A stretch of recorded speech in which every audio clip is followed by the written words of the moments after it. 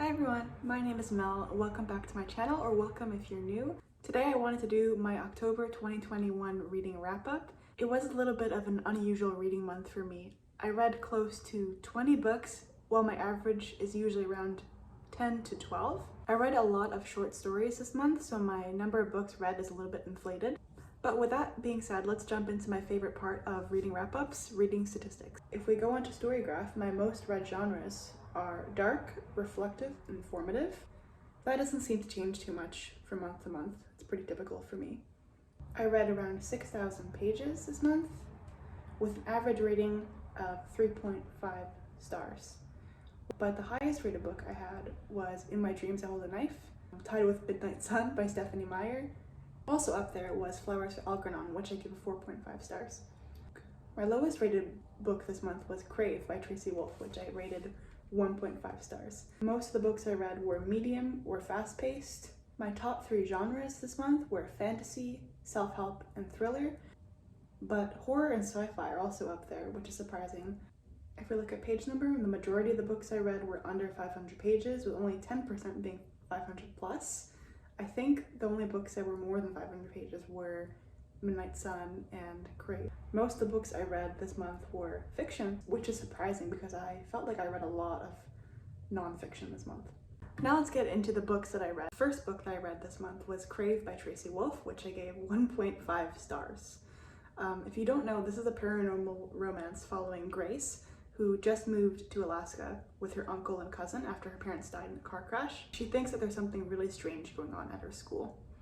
The synopsis gives a little bit more away, but I'll stop there. I want to make a separate video explaining why I gave this book a 1.5 star rating, but just know that I hated it and it was my lowest rated book of the year.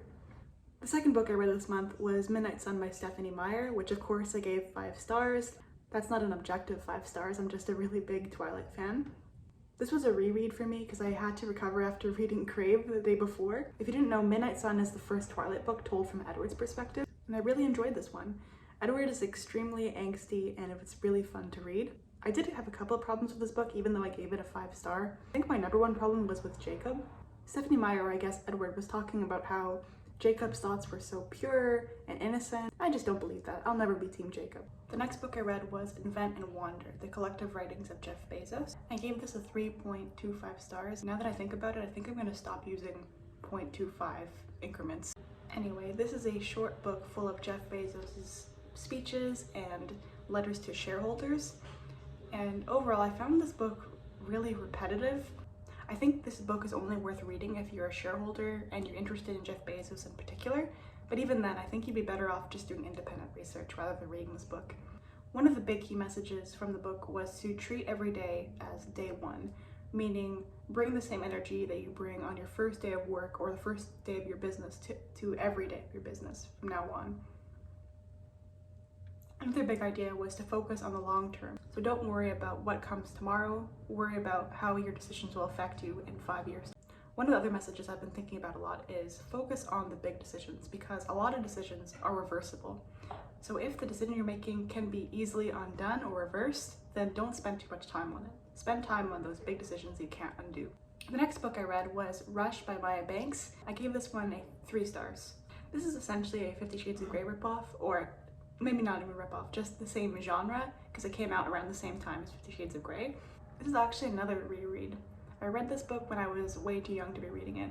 Anyway, this is an age gap romance following Gabe and Mia. Gabe is Mia's brother's best friend, who is more than 10 years older than her and is a CEO of a company. So Gabe is a super rich guy, and he's been interested in Mia for pretty much since she turned 18. Mia, on the other hand, has also been crushing on him for basically her entire life. Gabe asks Mia to be his secretary and work for him. There's a contract involved, and if you're familiar with 50 Shades of Grey, you know what happens next. Overall, I definitely don't recommend this book. I found this book really repetitive, and I didn't like how fast-paced it was. I prefer a slow burn romance, but the characters literally get together in page like 2 or 3, so I definitely didn't enjoy that. If you want a problematic relationship, just stick with 50 Shades of Grey. The next book I read was The Atlas 6. I gave this one a 3.75 stars, but it's more like a 4 star. I think I'd be better off just reading you the synopsis than trying to explain exactly what this book is about. The Alexandrian Society, caretakers of lost knowledge from the greatest civilizations of antiquity, are the foremost secret society of the magical academians Just kidding, I couldn't get the synopsis in one take done, so I'll just tell you what it's about. So anyway, the book is about a bunch of younger people who have magical powers who are recruited into the Alexandrian society. They have 1 year to qualify for initiation, but only 5 of them will make it. The other person will be eliminated. Overall, I really enjoyed this book. The characters were fleshed out, unique, and I really enjoyed the romances between the characters. I really like how you can basically ship anybody with anybody. My only critique is that the book was kind of slow in the middle. It lost my interest. I remember putting it down and then I didn't pick it up for a couple of days afterward.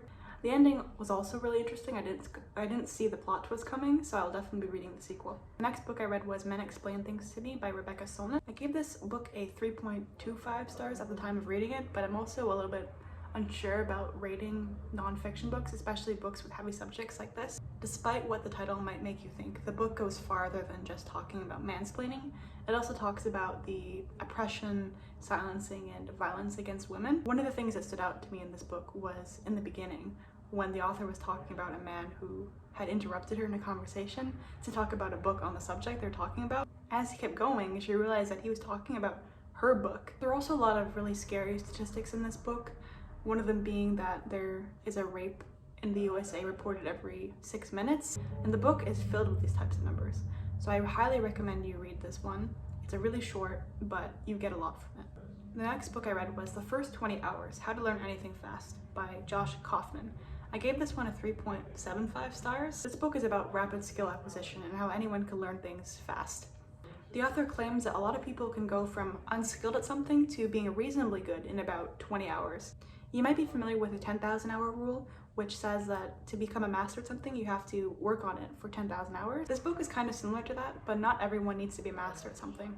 You might want to learn to juggle, for example, but you don't necessarily want to be the best juggler in the world. You just want to be reasonably good so you can impress your friends. I originally picked up this book because I was interested in learning how to play the ukulele. You might be familiar with the 4-chord song, which is a video on YouTube where the musician plays a bunch of popular songs using only 4 chords on the ukulele. I really like that concept that if you only know 4 chords, you can play the majority of pop songs that exist today. This book has a lot of really good advice with concrete examples. I think one of the biggest takeaways I had from this book is that you should aim to have a 60 to 90 minute practice session every day in the skill of your choice, preferably closer to bedtime. And if you can't set aside a full hour of practice, the author suggests that you do 3 to 4 20-minute blocks during the day. If you read this, I suggest that you skip around the chapters that you're interested in.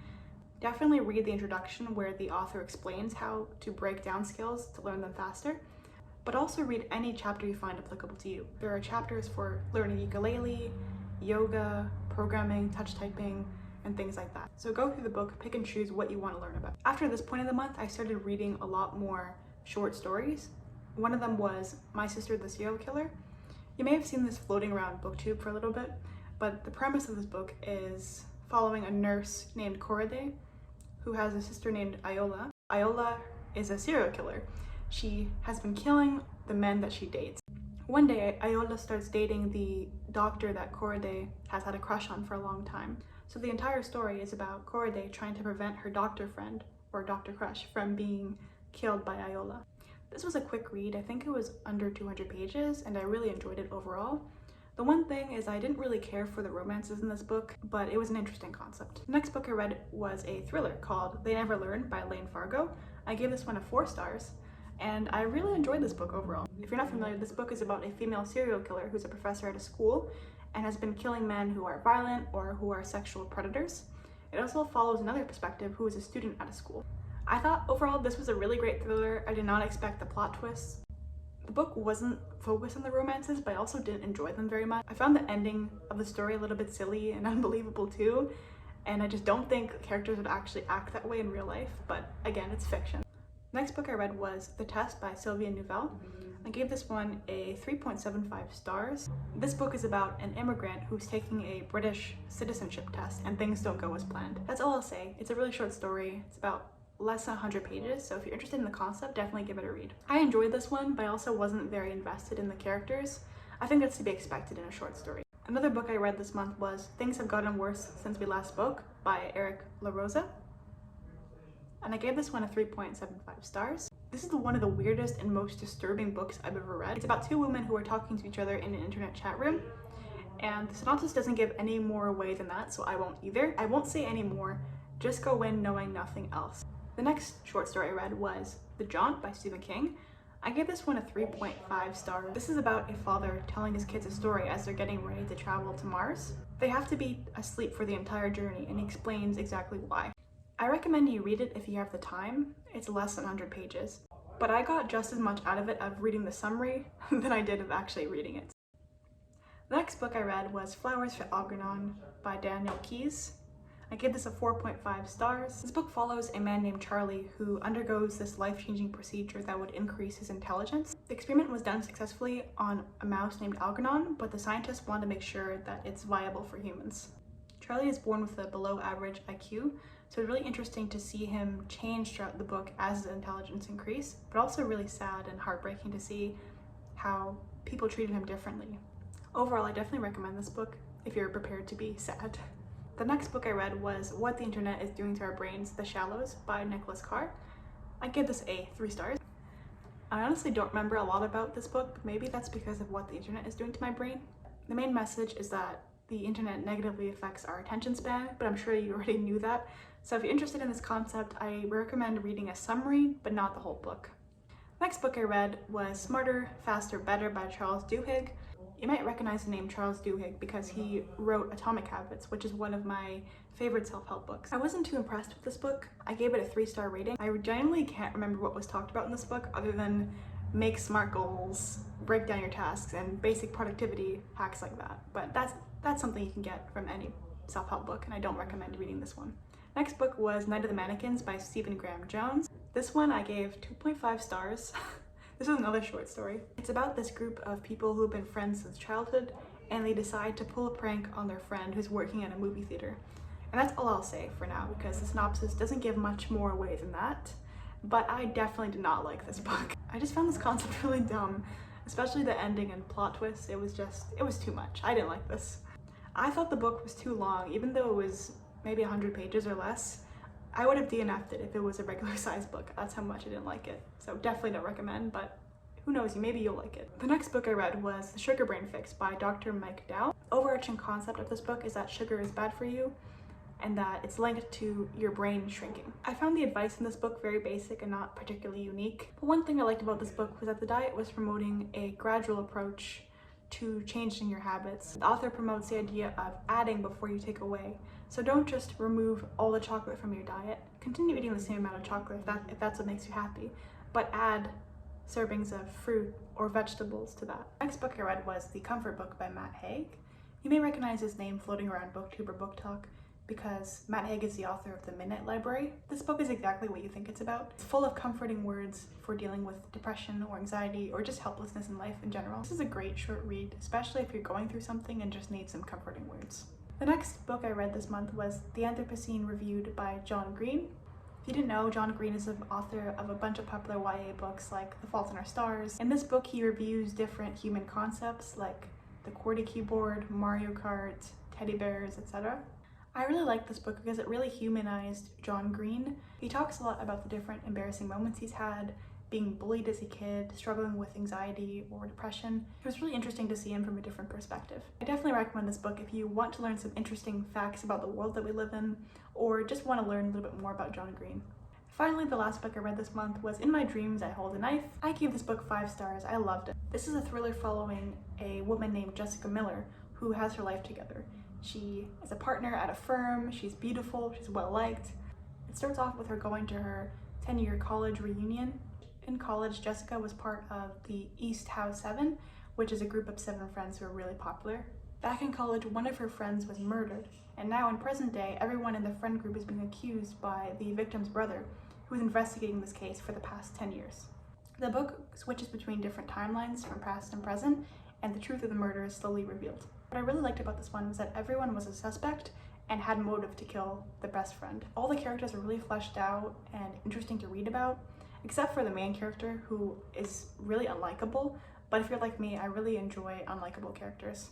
And I was really shocked and impressed by the ending. I highly recommend this one for anyone who wants a good mystery thriller and wants a big cast of characters. I was really interested in the story from page 1, but only really got invested halfway through. I gave this a 5 stars, but the only thing negative I had to say about it was the timelines could be a little bit confusing sometimes. It switched between present day and freshman, junior, sophomore, and senior years. It was a little bit hard for me to follow what was happening and when, because in Canada we don't use the term sophomore or junior. We use grade 9, 10, 11, 12. I knew what a freshman and a senior was, but I was getting confused between the two in the middle. So that's what I read in October 2021. It was a really good reading month for me. Overall, I read a lot. But if I had to say one thing, I wish I hadn't read so much nonfiction, because it's really hard to recall exactly what I learned. In the future, I think I'm going to limit the amount of self-help I read from now on, and just focus on books I'm really highly anticipating. As you might know, I'm a mood reader, so I don't typically make it TBR, but I picked up a couple of books from the library that I'm planning on reading in November. Last Time I Lied by Riley Sager, The Night She Disappeared by Lisa Jewell, The Wrong Family by Taryn Fisher, and I think this was the same author who wrote The Wives, which was a really bad thriller, but really entertaining. I also picked up Mexican Gothic from my local thrift store, so I'm also planning on reading that in November. Like I said, I'm definitely a mood reader, so I don't know what I'm gonna read other than these 4 here. So that's my wrap up for this month. Let me know if you've read the books that I have and what you thought about them. Also let me know if you have any suggestions for what I should read next. Bye guys.